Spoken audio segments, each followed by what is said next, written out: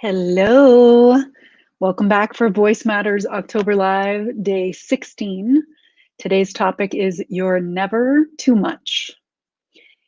Has anyone ever told you that you're too loud or outright told you that you're too much? Or maybe every once in a while you just have this feeling when you're with a bunch of other people or a few other people that they think you're too much. I remember a moment in high school as the captain and the point guard of the basketball team.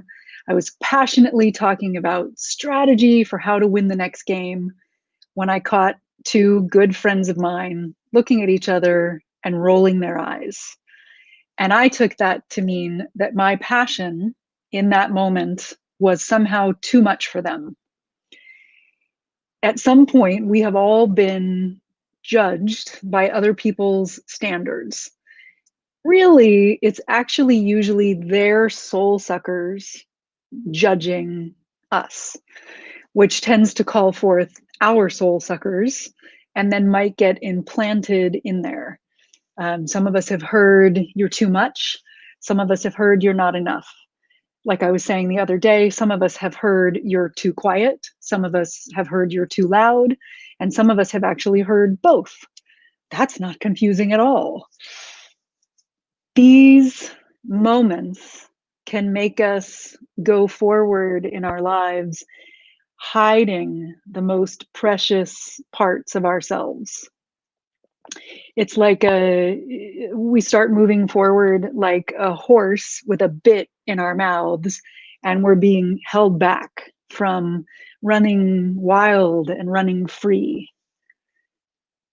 Like the topic today says, I want you to know you are never too much.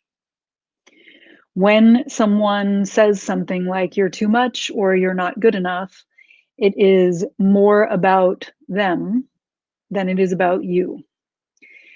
How it is about us when it happens is that we get triggered. That old wound, like my one from high school, gets triggered, and it's up to us to go and face the things that we're triggered about and to clear them out.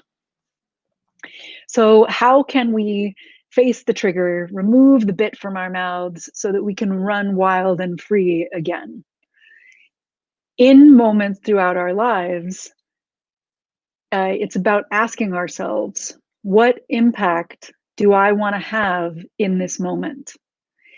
If the impact that we want to have is something like soothing or calming people, our body, our voice, and our presence will line up in service of that impact.